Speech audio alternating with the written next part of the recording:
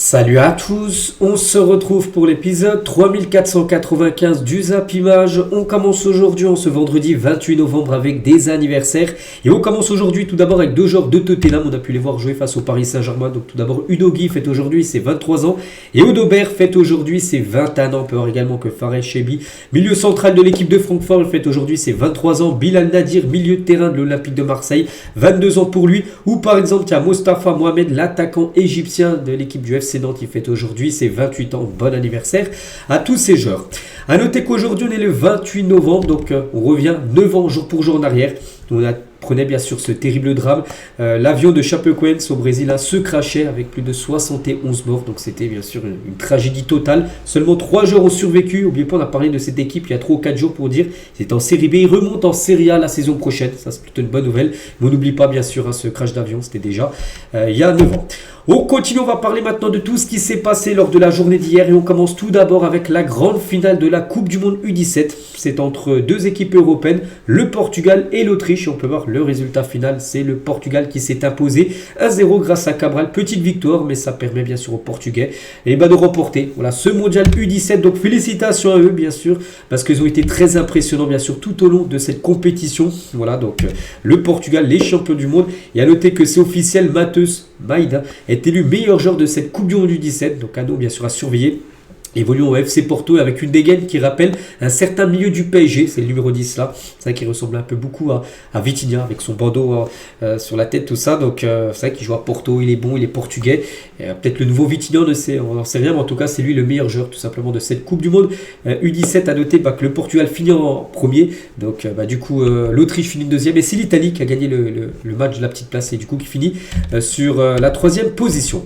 On continue, on va parler maintenant de tout ce qui s'est passé en Europe, mais par rapport à la Coupe d'Europe hier. On commence tout d'abord avec les équipes françaises et tout d'abord l'Olympique Lyonnais jouait contre le Maccabi Tel Aviv et ça a été festival côté lyonnais. 6-0 pour l'Olympique Lyonnais. Donc Niakité a été buteur, Vinicius a également marqué, Karabek a également marqué et un triplé de Corentin Tolisso, donc son premier triplé dans sa carrière, que ce soit Lyon ou même les autres clubs. Donc félicitations bien sûr à lui, félicitations à Lyon bien sûr qui s'impose très tranquillement lors de cette rencontre. Belle victoire également de Lille, il fallait s'imposer pour Lille qui restait sur 2 défaites lors des 2 derniers matchs d'Europa League. Ils ont gagné 4-0 face à l'équipe croate du Dynamo Zagreb de Correa, Muko, Igamane et André ont été les 4 buteurs différents de cette équipe de Lille. Et concernant Nice, donc on sait que Nice est très compliqué en Coupe d'Europe, bon, ça a été le cas. Ils se déplacent hier du côté du FC Porto. Et défaite bien sûr 3-0 des Niçois. Et surtout regardez pour vous dire que Nice les gars c'est très compliqué. Donc le match commence et 18 secondes après il y avait déjà un but. Ils ont déjà encaissé un but au bout de 18 secondes de jeu. Donc voilà, comment veux-tu faire un résultat si tu commences déjà très mal, on peut dire, une rencontre. Bon après ils en ont pris 2 autres de buts en plus Et supporters de Nice, c'est compliqué actuellement. C'est quand même 17 matchs de suite sans victoire en Coupe d'Europe. Voilà, regardez la dernière victoire, je sais même pas c'était quand, ça date. Voilà, ils ont pris 3-0. Regardez toutes les défaites d'affilée en Coupe d'Europe pour Nice, c'est pas possible. Autant laisser leur place européenne à d'autres équipes françaises qui feront meilleure figure. Donc 13 défaites consécutives à l'extérieur en Coupe d'Europe, 5 défaites de suite, toutes compétitions confondues. Donc là bien sûr on rajoute aussi la Ligue 1 où ils sont pas super bons. Lanterne rouge en Europa League, c'est les derniers. Et 9e de Ligue 1. Donc actuellement c'est très très compliqué bien sûr. La situation bien sûr de l'OGC Nice et Franck Enza. Donc le coach, on se demande comment il peut être encore en place. Donc à propos bien sûr à l'OGC Nice, à propos de sa démission après la défaite déjà 5-1 face à l'OM, il a dit vendredi dernier ils ont perdu 5-1 face à Marseille à domicile. Il a dit si vous voulez que je parte, je peux partir. Le club lui a dit non, on veut que tu restes en gros. J'ai proposé à mes dirigeants d'être l'électrochoc en gros par rapport à son départ. Ça peut être un électrochoc dans la tête de ces joueurs après Marseille, mais ce n'était pas le moment, sinon je ne serais pas devant vous. Et du coup c'est pour ça le président de Nice a voulu le conserver. Et actuellement il est toujours en place. Pendant combien de temps il va rester en place, je ne sais pas, parce qu'actuellement ça marche plus du tout avec Frances. Donc ces joueurs ne répondent plus du tout on va dire à ces consignes. Les autres résultats bien sûr de cette soirée d'Europa League. Donc rapidement, l'AS Roma s'est imposé 2-1 contre Midtjylland.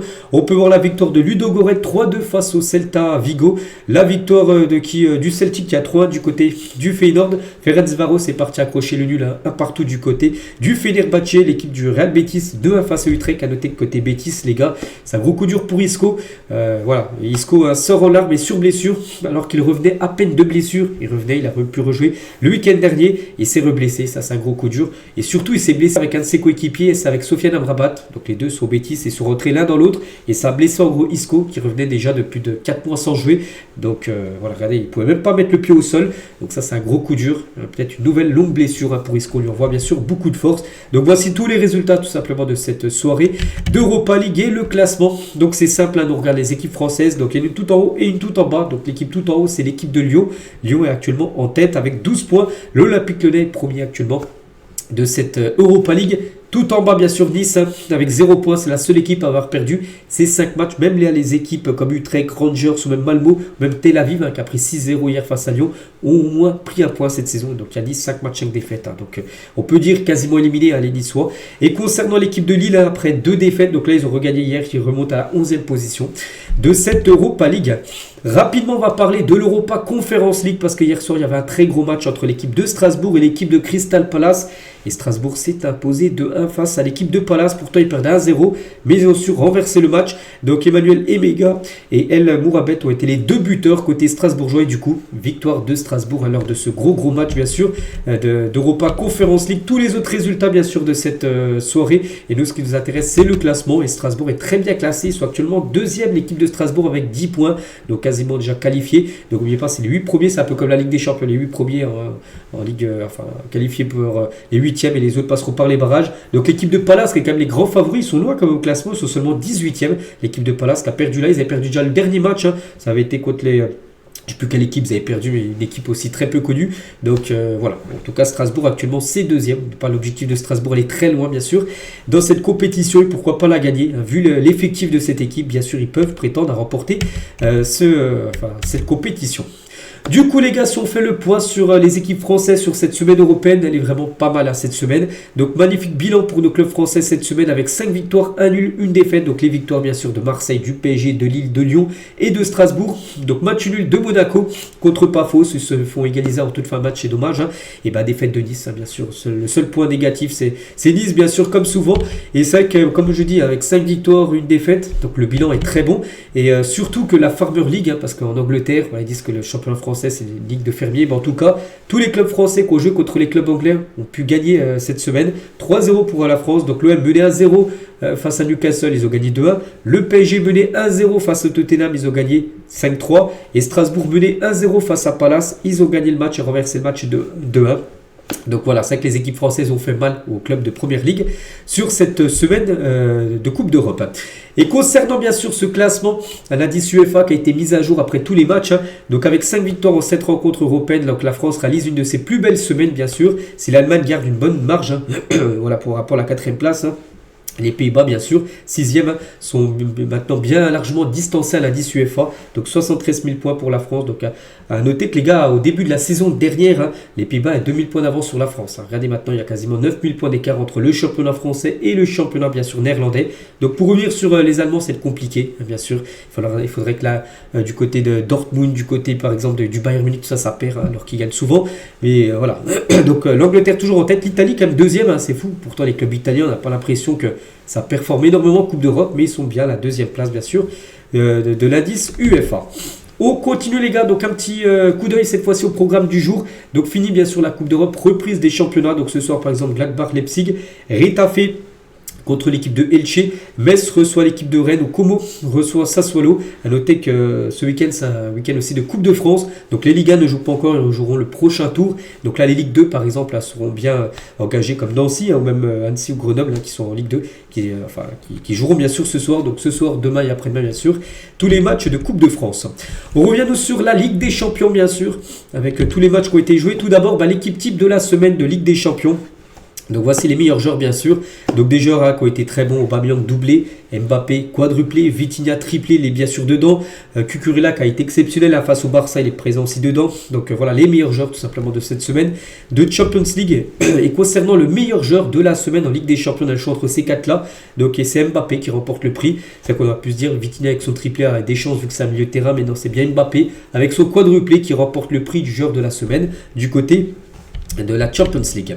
Et toujours avec Mbappé, il entre dans un cercle très fermé en Ligue des Champions. Donc voilà, des joueurs français à avoir inscrit un quadruplé. Gomis l'a déjà fait, Giroud l'avait fait, et aussi Mbappé l'a fait, enfin en Ligue des Champions ou même en Coupe d'Europe, peu importe. Donc voilà, félicitations bien sûr à Kylian Mbappé. Et toujours avec lui, avec ses 4 nouveaux buts. Donc Mbappé n'est plus qu'à 7 buts d'intégrer le top 5 des meilleurs buteurs de l'histoire de la Ligue des Champions. Donc actuellement Mbappé, les gars, est 6ème avec 64 buts. Donc regardez, il a quand même devancé largement Thomas Müller. Non, il a 10 buts de plus que Erling Haaland, qui n'a pas marqué bien sûr. De toute façon, l'équipe de City a perdu 2-0, donc ils n'ont pas marqué. Donc 10 buts de plus sur Haaland. Mais regardez, par rapport à Raoul, qui a pris sa retraite depuis longtemps. Donc Raoul est à 71, Mbappé 64, donc 7 buts. Oui, c'est faisable pour Mbappé. S'il continue à mettre des triplés ou des quadruplés, il peut revenir très rapidement sur Raoul. Donc voilà, après le top 4, bien sûr Benzema, Lewandowski, Messi et toujours Cristiano Ronaldo en tête. De toute façon, j'en suis sûr que Mbappé et Haaland dépasseront Ronaldo bien sûr à la fin de leur carrière. Toujours avec Kylian.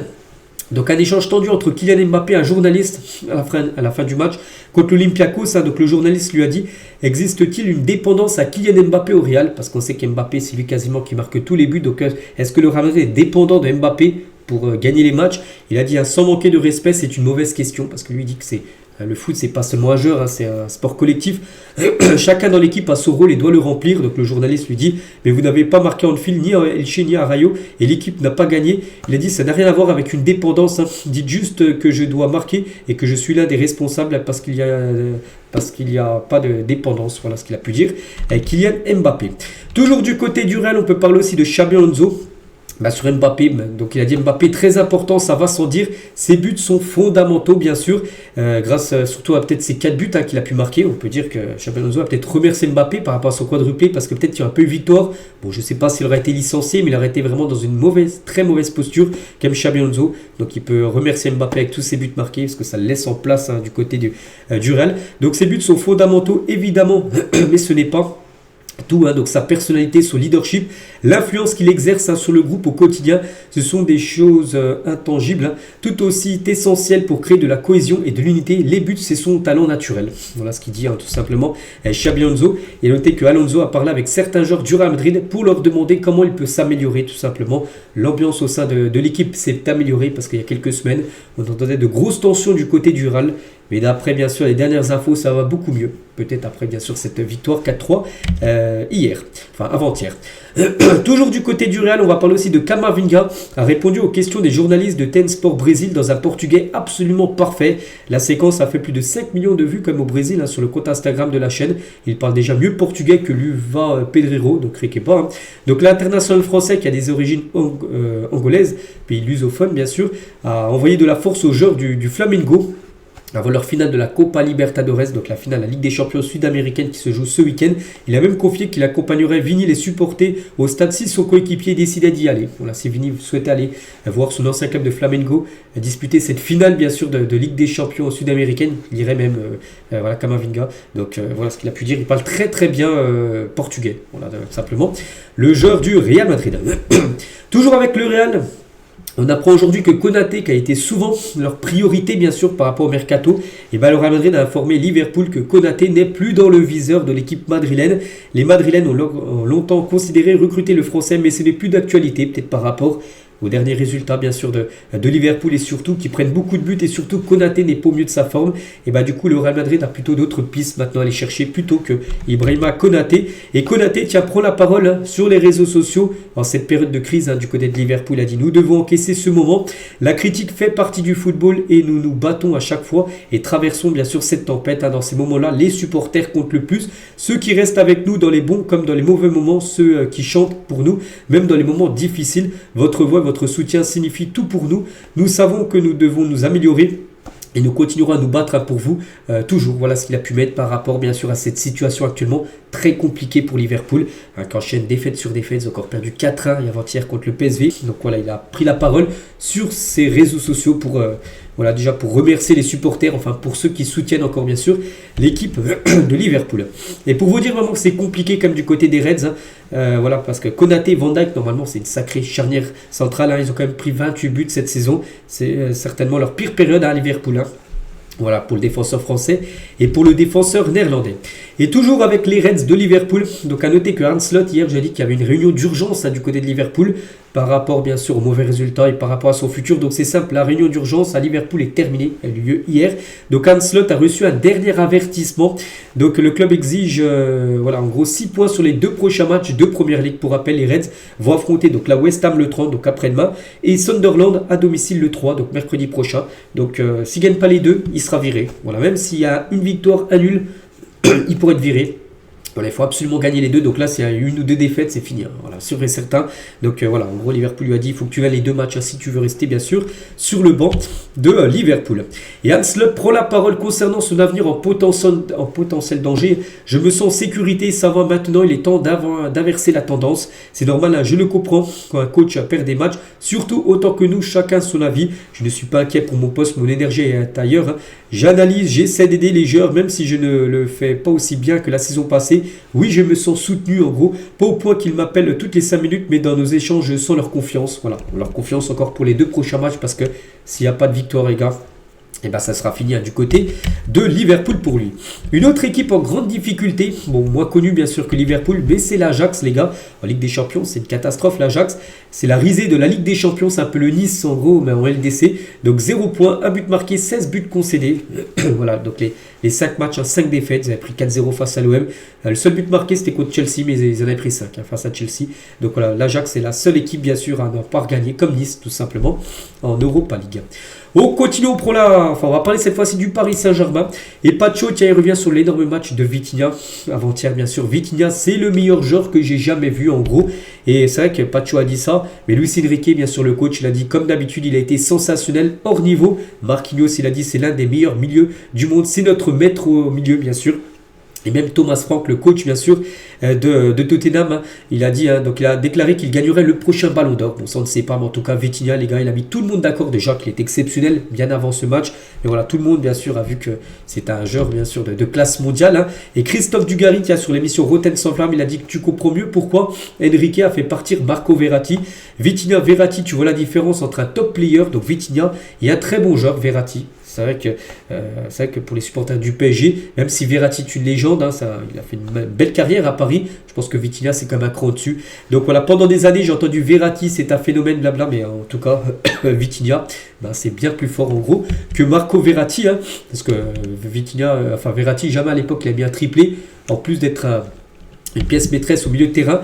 Et Riolo, tiens, sur Tweet, il a dit hein, tu le vois seulement ce soir que Vitinha est meilleur que Verratti. Après 2 mois, c'était déjà évident. Hein, c'est vrai qu'il y en a qui ont dit après le match que oui, Vitinha est meilleur que Verratti, alors que ça se voyait déjà depuis pas mal de mois, en gros, que Vitinha était au-dessus tout simplement de Verratti à l'époque du côté de Paris. Et pour vous montrer, voilà, il y a Vitinha et les autres en Ligue des Champions par rapport aux passes réussies. Voilà, pour vous montrer quand même la plaque tournante que c'est au milieu de terrain. Donc Vitinha, c'est 476 passes réussies en Ligue des Champions hein, sur cette saison. Le deuxième, les gars, c'est Anton, un genre de Dortmund, mais 350 réels. Après, c'est serré. 350, 350, 348, 334, 327. Et là, on passe à plus de... Entre le premier et le deuxième, il y a plus de 130 passes à peu près. Alors que les autres, c'est 1 ou 2 passes d'écart. Voilà, pour montrer qu'il y a Vitinha et les autres, tout simplement, en Champions League. Et cette saison, les gars, le Paris Saint-Germain, après 5 journées, pour vous dire aussi que ça marque beaucoup.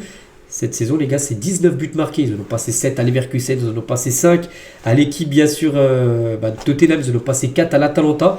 Saison dernière, au bout de 5 matchs, hein, il y a eu seulement 3 buts marqués. Voilà, ça a été un début de saison très compliqué. Et là, ils sont à 19, donc ça change totalement, bien sûr, la donne. Toujours du côté du PSG, on peut parler aussi des meilleurs buteurs. Et parmi les 5 meilleurs buteurs du PSG cette saison, 4 sont portugais, ça c'est fou. Neves est actuellement le meilleur buteur du côté du PSG, 6 buts. Vitinha, 5 buts bien sûr. Ramos, c'est 5 buts. Et Nuno Mendes, c'est 4 buts. Bon, il y a Barcola qui n'est pas joueur portugais, mais voilà. Les 4 portugais du PSG sont parmi les 5 les 5 meilleurs buteurs du côté du Paris Saint-Germain. Marquinhos, les gars, il est en interview, finir ma carrière au PSG, je ne dis pas non. Voilà, il dit qu'il pourrait pourquoi pas finir sa carrière à Paris. Peut-être s'il n'est pas prolongé l'été prochain, va dire stop en gros. Je ne sais pas quand je vais arrêter ma carrière. Je veux jouer encore le plus longtemps possible. Je pense que je vais tout donner pour ces couleurs-là. Moi, j'ai 31 ans, j'ai accompli plein d'objectifs. Je n'ai pas envie d'aller chercher des objectifs ailleurs tant que je me sens bien ici à Paris. Content, aimé, tant que je sens que j'ai ma place encore dans l'équipe, que le président est content avec mes performances.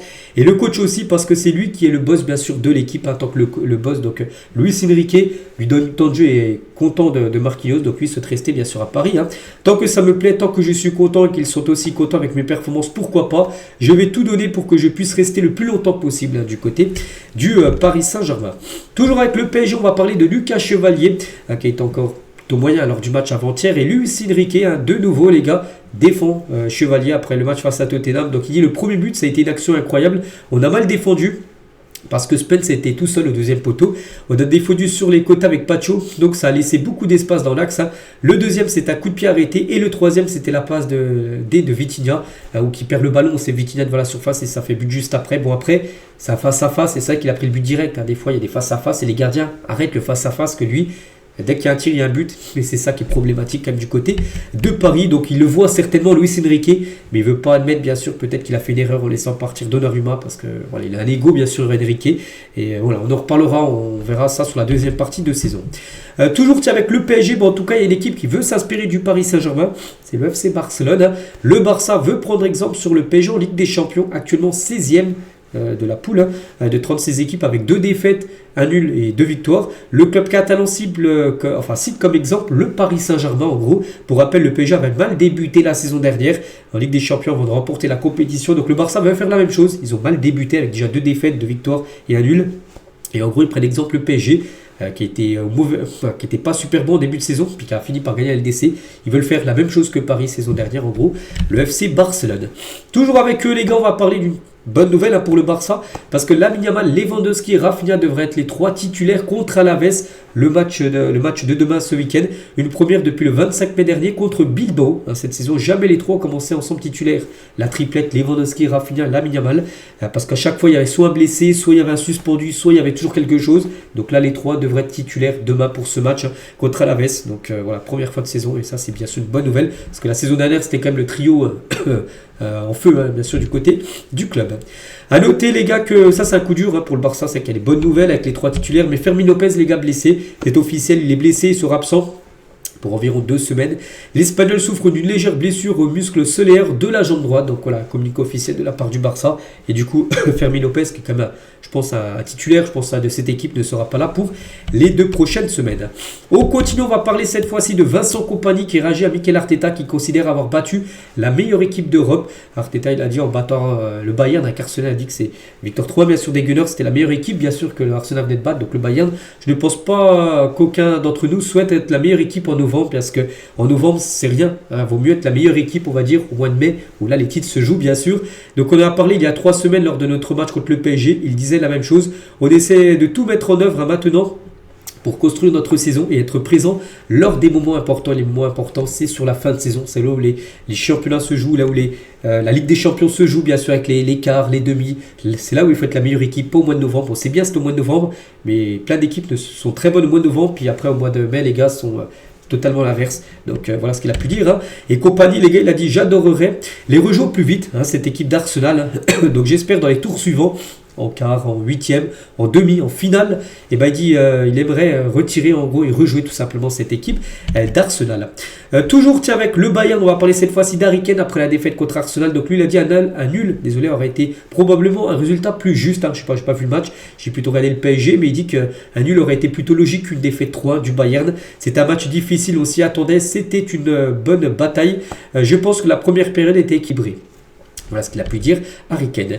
Et Kimmich, les gars, donc le journaliste lui a dit, hein, vous vous êtes imposé contre Chelsea, le PSG en Ligue des Champions cette saison, et vous perdez face à Arsenal, c'était l'adversaire le plus compliqué cette saison. Et Kimmich, il a dit non, je ne pense pas, c'était le Paris Saint-Germain, notre adversaire le plus compliqué sur cette saison de Ligue des Champions. Où le Bayern s'est pourtant imposé 2-1, mais il dit que c'est Paris qui était le plus compliqué. C'était plus un match de football. Arsenal, c'est complètement différent, ils dépendent beaucoup de coups de pied arrêtés. On sait qu'Arsenal, leur point fort, c'est les coups de pied arrêtés, les corners, les gelons, le jeu aérien. Et ça, voilà, ça met en difficulté le Bayern, mais il dit que voilà, c'était plus un match de football face au PSG que le match contre Arsenal. C'était plus, voilà, comme j'ai dit, des coups de pied arrêtés. Après, Arsenal joue sur ses points forts. On sait qu'ils sont redoutables sur coups de pied arrêtés. C'est pour ça qu'ils ont fait mal à cette équipe du Bayern. Et concernant cette équipe d'Arsenal, hein, coachée par Mikel Arteta, premier de Première Ligue, premier de la Ligue des Champions, et ben Arsenal a envoyé un message à l'Europe en infligeant au Bayern sa première défaite. Hein. Le journal AS en Espagne, la nouvelle terreur de l'Europe en parlant d'Arsenal. Mundo Deportivo, donc un journal plutôt catalan. Donc Arsenal a confirmé son étiquette de grand favori pour le sacre final. de la Ligue des Champions et Daily Mail. Hein. Donc rouge chaud tout simplement, cette équipe de Arsenal qui joue ce week-end un gros match. Arsenal joue contre Chelsea ce week-end. Chelsea deuxième, Arsenal premier. Donc il y a 6 points d'écart. Si Arsenal gagne, il pourrait mettre 9 points. Chelsea deuxième. Bon, j'ai pas dit que la première ligue serait remportée, mais voilà, tu frapperas un gros coup sur la pelle en cas de victoire, bien sûr, ce week-end. On verra. Mais en tout cas, Declan Rice, un milieu de terrain, bien sûr, d'Arsenal. Sur le match face à Chelsea, Moïse Caicedo, qui sera titulaire à côté Blues. Ça sera un combat passionnant entre Caicedo et moi. Au milieu de terrain, je serai prêt. J'ai voté pour Caicedo dans mon équipe PFA, donc au meilleur joueur du côté de la première ligue saison dernière. J'ai beaucoup de respect pour Moïse Caicedo. On nous compare beaucoup. Mais nous jouons à des postes différents. Donc voilà, ce gros match ce week-end, bien sûr, Arsenal contre l'équipe de Chelsea. Toujours avec Arsenal, tiens, on va parler aussi toujours du match. Hein, là, on revient sur le match contre le Bayern.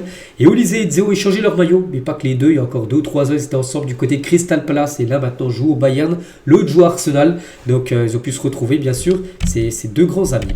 On continue cette fois-ci avec Mason Greenwood. On apprend aujourd'hui que la Jamaïque pousse pour avoir Greenwood qui a son passeport jamaïcain pour le mondial. Mais plusieurs joueurs de l'équipe nationale ont exprimé leur mécontentement. Ce serait injuste pour eux qu'un joueur qui n'a pas disputé les premiers matchs, bien sûr, de qualification soit appelé pour la suite. Donc malgré sa forme actuelle où il est très bon, bien sûr, Greenwood, donc Mason Greenwood ne sera pas appelé par Thomas Tuchel et l'Angleterre. Donc c'est pour ça qu'il peut potentiellement représenter la Jamaïque. À noter que la Jamaïque n'est pas qualifiée pour la Coupe du Monde. Il va devoir passer par les barrages où ils sont en demi-finale, je ne sais plus contre qui. Donc voilà.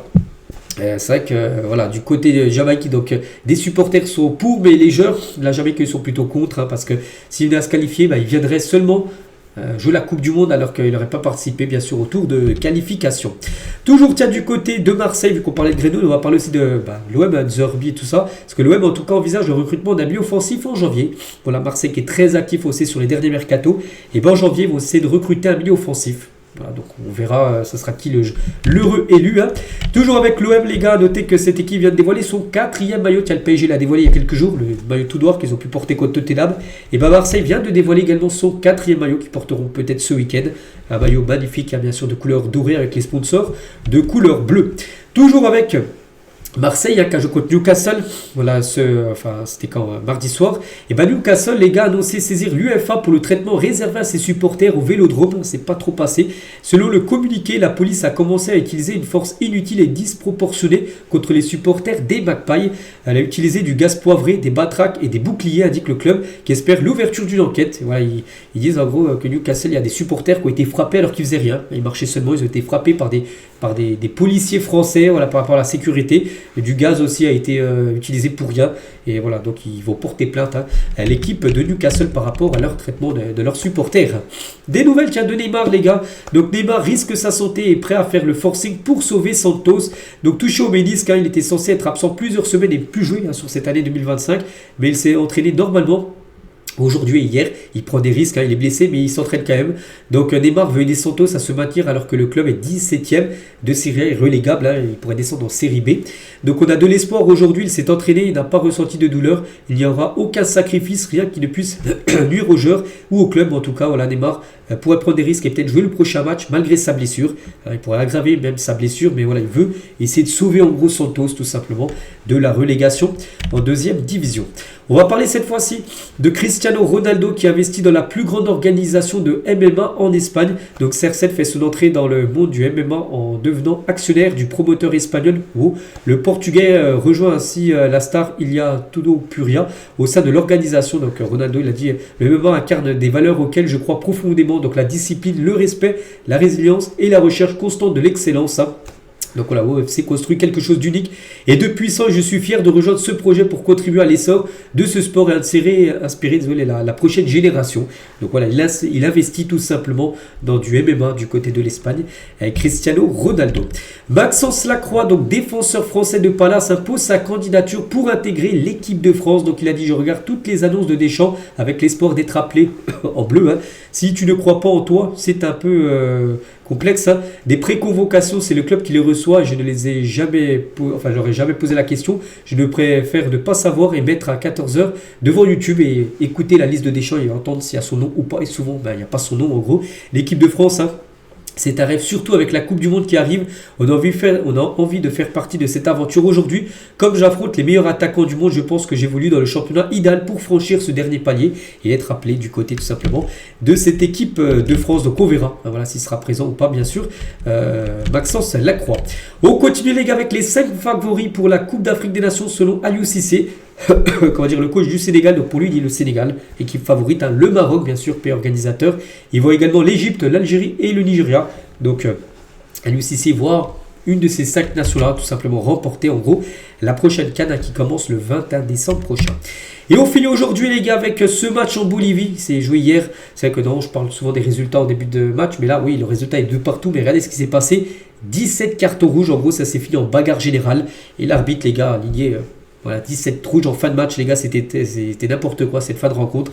Donc voilà, concernant bien sûr cette boucherie du côté du championnat de Bolivie. Donc voilà ce qu'il y a à dire aujourd'hui. J'espère que ça vous a plu. On se retrouve nous demain, bien sûr, demain samedi, pour le prochain numéro. Je vous souhaite une bonne journée et à demain.